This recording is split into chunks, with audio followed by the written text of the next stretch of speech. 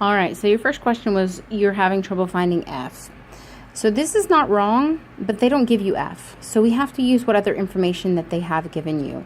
If you look at the sentence, what is it, third or fourth sentence, it says the region in the first quadrant bounded by the graph F and the coordinate axis has the area of 12.144. So it's as if they've given you the area that is here. Sorry, I kind of overshot the pooch a little bit. But this portion right there, they've given you that to be 12.142. So if you know what the area under G is, if you can find that area integrating from 0 to 4, then it's a matter of, I don't know, maybe you get 8 for that piece. Then it would be the 12.142 minus that area for R, because S is the area between. So that is not a matter of, you don't need to know the F function to be able to answer that, because they gave you information about the area in general.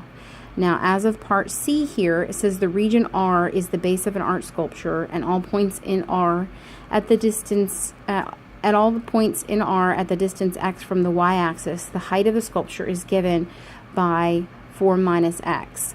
So what you need to understand with this piece that they're giving you, and I'm just going to redraw the R since I wrote over it, is that if it has the same x value, let's say it has 1, that whole vertical slice has the same height. So because of that, you can really integrate it from 0 to 4, considering that you have base times height. So if we know what this slice is, we can multiply it by its height, which they gave us an expression for 4 minus x, and then integrate it from 0 to 4. So in this case, it'd be a little bit more similar to, you did something with squares where you had kind of your vertical distance here and then you squared it, and you had kind of the distance from the G function down to the x-axis squared, so you kind of had horizontal and then a vertical of that same amount.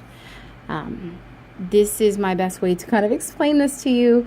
We are going to end up taking the function that we're using for G and multiplying it by H, because this G talks about how that slice, specifically how long that slice is, and that's going to be just a slice of the base, and then this will give us the height. So it's as if we're making rectangles by the product of those two pieces, and then summing from 0 to 4. So think about putting a bunch of rectangles together, like vertical, as in here's one side and then the other one comes up to you. You know, one is going this way vertically. It's hard to tell. Like one's going up out of the paper and then one's horizontal like that. And then that, you know, kind of produces, hold on, something kind of like this, if you will. And then we have a string of those all together to create the sculpture they're talking about. We can talk more about this in a couple days. Hope that's helpful.